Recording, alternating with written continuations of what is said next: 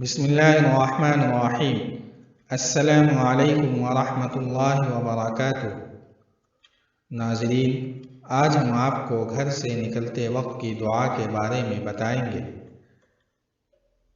نبی کریم صلی اللہ علیہ وسلم کا ارشاد ہے، جو شخص گھر سے نکلتے وقت یہ دعا پڑھتا ہے تو فرشتے کے ذریعے اس سے کہا جاتا ہے، کفیتا و وقیتا، تیری کفایت کی گئی، یعنی تجھے مقاصد میں کامیابی ملے گی، اور دشمنوں کے شر اور فساد سے تیری حفاظت کی گئی، اور شیطان اس سے دور ہو جاتا ہے۔ بسم اللہ توکلت علی اللہ لا حول ولا قوت الا باللہ۔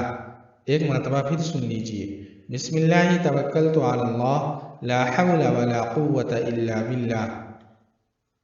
ترجمہ: اللہ کے نام سے گھر سے نکلتا ہوں، میں نے اللہ پر بھروسہ کیا۔